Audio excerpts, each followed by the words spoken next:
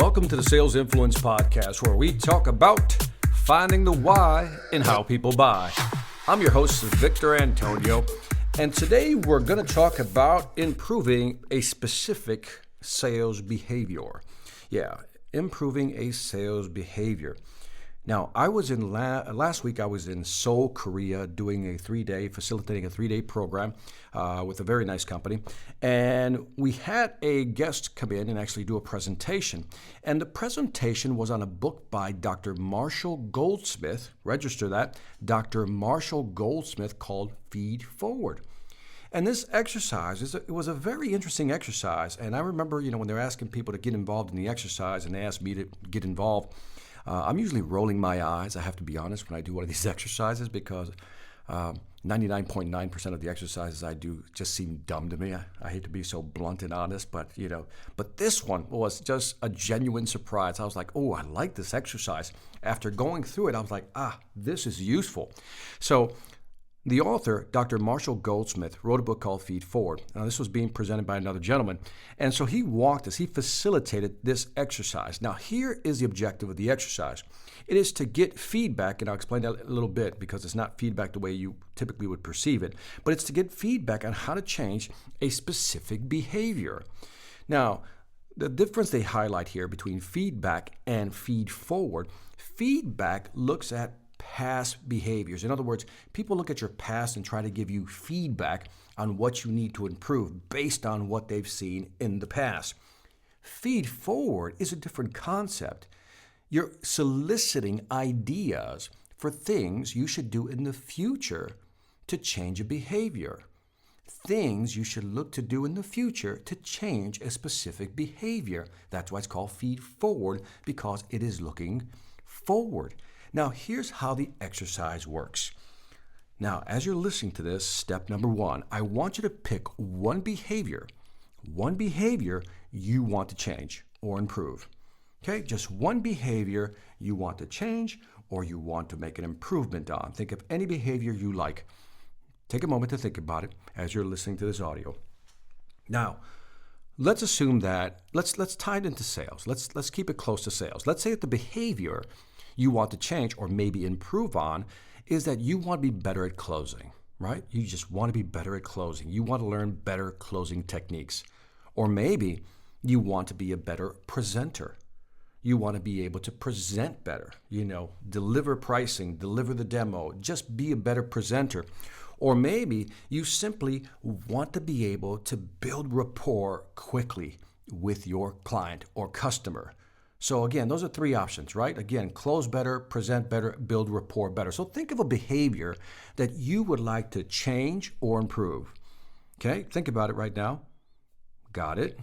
Lock it in. If not, think about one later and then walk through this exercise again. Let's assume right now, I'm going to assume that you have a behavior in your mind.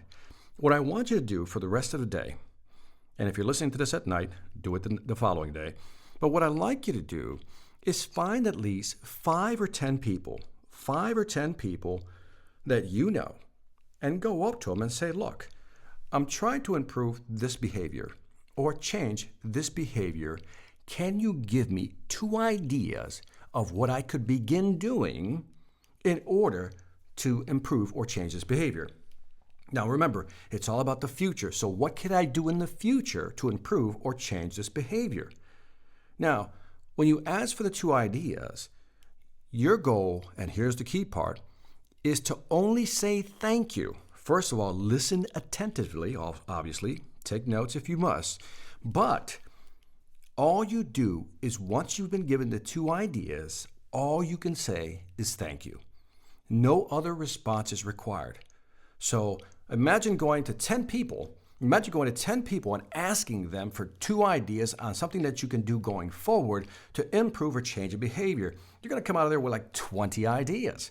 When I did the exercise, we had 3 to 5 minutes to do it, so I asked 6 people. I came out with 12 ideas, and out of the 12, 3 were genuinely, never really thought about it that way. So that's why I found the exercise valuable. Now, what was also interesting is that because all you can say is thank you. That's it. That's all you're allowed to say is thank you.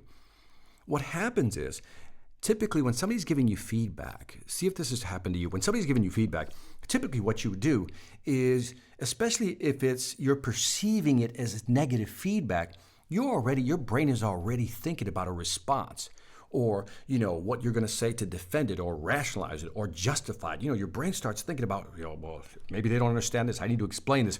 Well, when it comes to feed forward and you're asking for ideas of things you should do in the future that will change or improve a behavior, all you can say is thank you. And because all you can say is thank you, your brain just basically shuts down and listens.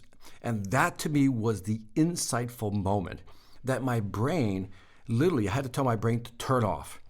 And then all I did, I was basically in the receiving mode. And that's what you're going to experience when you do this exercise, okay?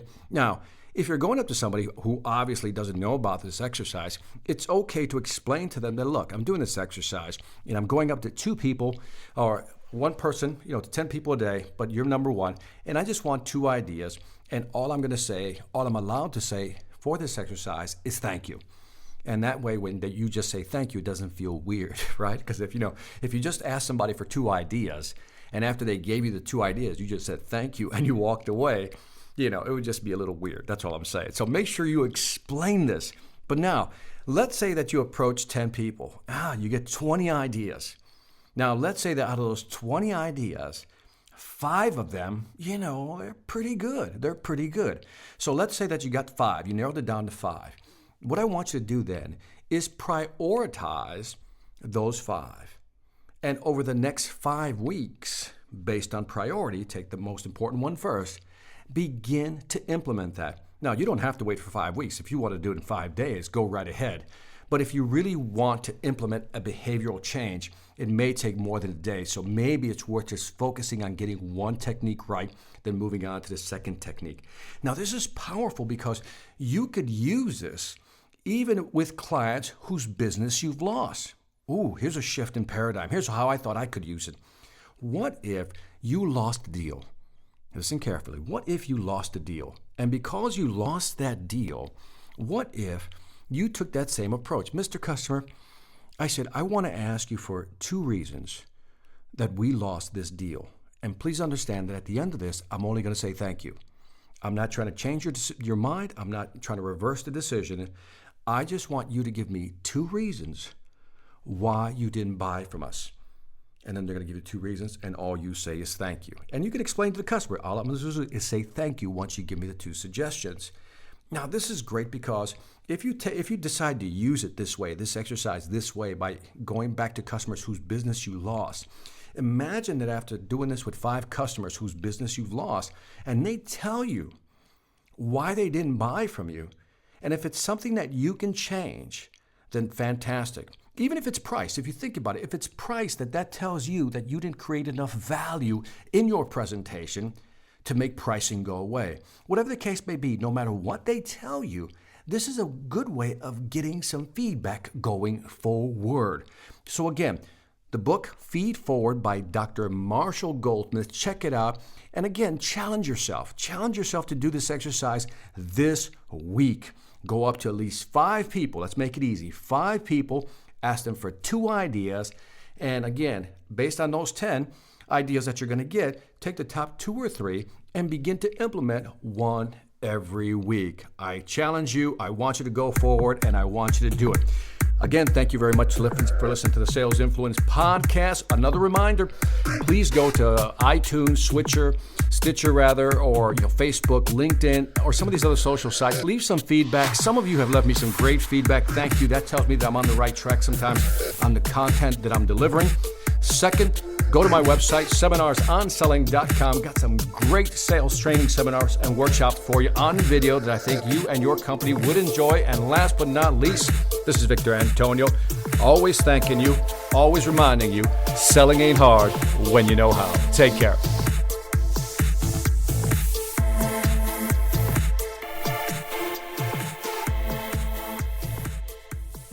Every manager can feel it. The difference between a motivated, value-driven sales team and one that's stuck in a rut. CEOs know the difference too. They can see it clearly in the profit and loss columns. The question is, how do you get your team to this elite level? Is there something extra you can do to break through the remaining resistance and equip them with the right mindset to grow your business? Yes, there is. But you're not going to do it with one of those cheesy inspirational speakers or some self-proclaimed guru. What you need is someone with a real business track record to deliver key insights in a captivating way, to give your team the right tools for selling in today's tough marketplace. Enter Victor Antonio, experienced executive, innovative thinker, compelling speaker. He's ready to deliver the message you need your people to hear. Not with a canned speech, but a customized, dynamic keynote designed to deliver results. Bring Victor Antonio to your next event before the competition does.